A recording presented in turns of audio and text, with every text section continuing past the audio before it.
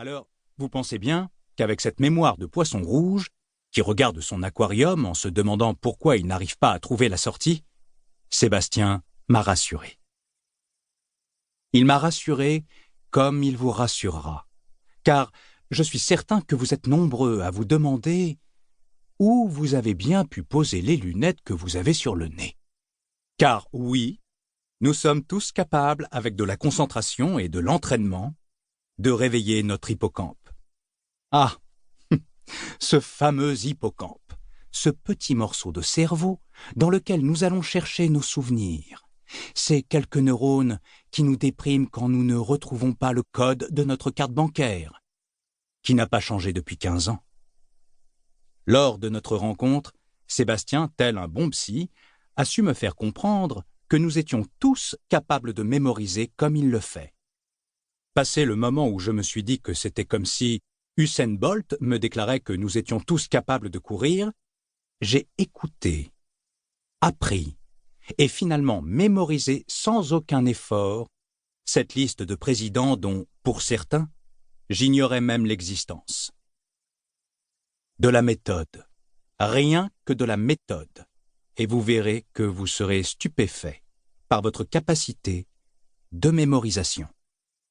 Alors certes, vous comme moi ne serez probablement pas capable de participer au championnat du monde de la mémoire.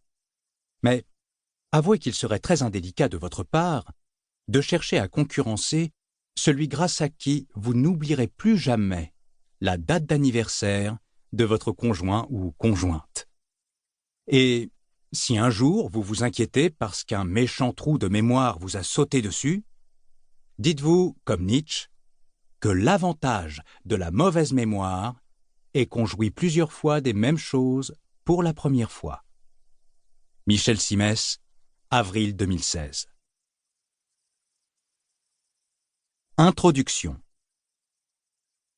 Orge, ouvre-toi, cria Cassim, les bras chargés des trésors trouvés dans la grotte dont son beau-frère, Ali Baba, lui avait indiqué le chemin. Devant lui, la porte restait close. Il était enfermé. Seigle, ouvre-toi. Toujours rien. Millet, ouvre-toi. En vain. Quelle était la formule magique qui lui avait permis d'entrer quelques minutes plus tôt? Il fallait prononcer le nom d'une céréale.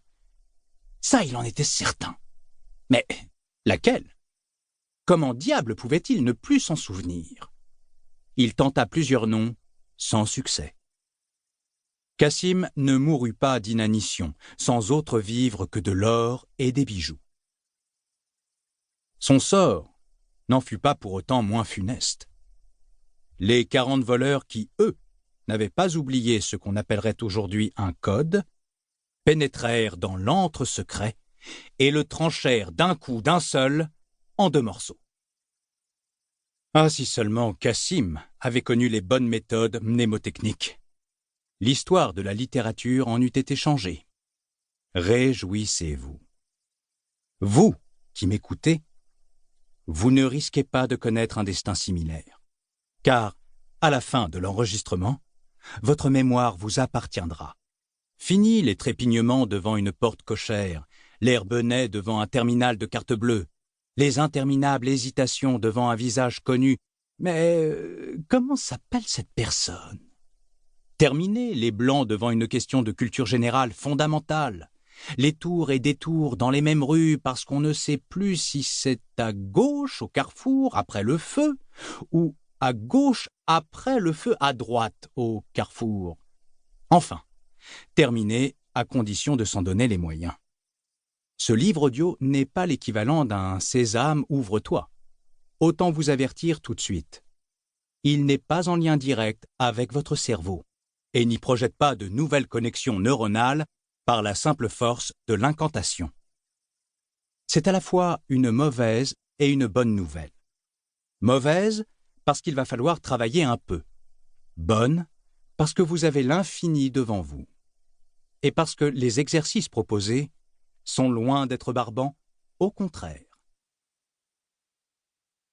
Pour continuer à écouter ce livre audio gratuitement, cliquez sur le lien dans la description et vous pourrez l'écouter en entier sans frais grâce à l'essai de 30 jours d'Audible.